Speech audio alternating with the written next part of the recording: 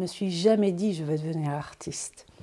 Je me suis sentie illégitime très longtemps parce que je n'ai pas fait d'école. Je viens d'un autre milieu, j'ai pas l'impression, voilà, j'ai pas fait ça. Je suis pas née en me disant je vais être artiste. On voit toujours ces acteurs qui se disent ah, moi j'ai toujours voulu faire ça. Bah non, moi j'ai pas voulu faire ça dès le départ. Donc c'est venu petit à petit. Et pendant longtemps j'avais du mal à parler aux gens. J'utilise rarement le terme d'œuvre. Je ne dis pas « ah, mon œuvre », je dis la pièce que j'ai faite. C'est une pièce, c'est une production, c'est pas... une œuvre, pour moi, c'est des très grands maîtres. Voilà, j'ai un petit peu de mal encore, enfin ça va beaucoup mieux, mais voilà, mais je ne me suis pas sentie artiste dès le départ, je me suis sentie assez illégitime. Et puis, heureusement... il y a des choses qui se sont mises en place, comme j'ai rencontré mon galeriste.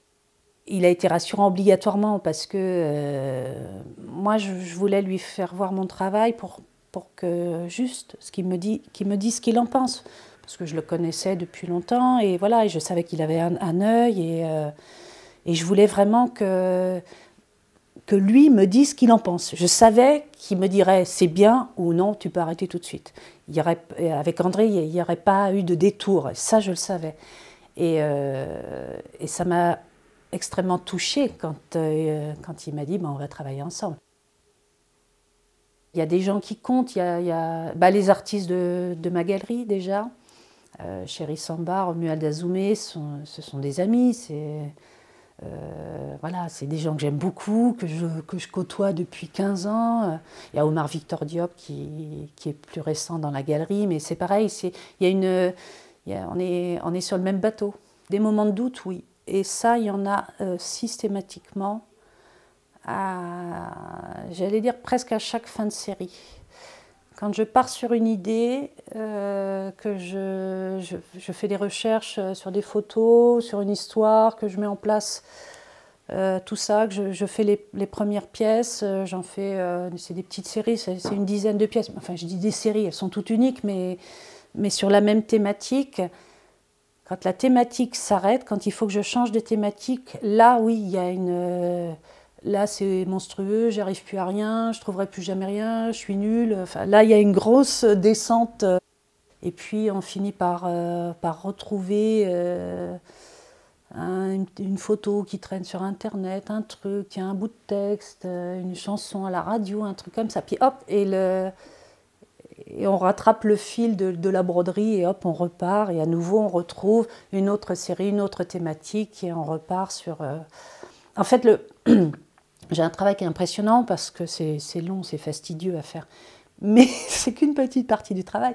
Il y a toute la recherche des histoires avant, tous les voyages que je me fais un peu dans ma tête qui sont assez longs aussi. Enfin bon. Une carrière d'artiste, c'est long à démarrer. Beaucoup d'artistes ont un deuxième boulot.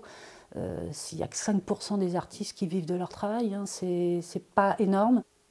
Il faut déjà énormément de travail. Il ne faut jamais baisser les bras en disant bon ben voilà, j'ai présenté mon travail, personne n'en veut, ils sont tous nuls, je suis incompris. Ça non, il n'y a que le travail qui paye. Donc faut continuer, il faut aller au bout de son idée. Après, il ne faut pas non plus tout lâcher. Hop, je suis un super artiste, je lâche tout et vogue la galère parce que là c'est le plantage. Je pense qu'il faut construire une carrière dans la durée, il faut y aller progressivement, et voilà. Je ne sais pas pour les autres, mais moi j'ai du mal à voir à long terme, c'est-à-dire que c'est d'un mois sur l'autre, on commence à savoir, ah tiens, on va faire une expo dans 2 mois, ok, bon bah super, le CV se remplit vraiment au fur et à mesure. Je ne sais pas si l'année prochaine, combien je gagnerai, quelles expos je vais faire, donc c'est vraiment petit à petit.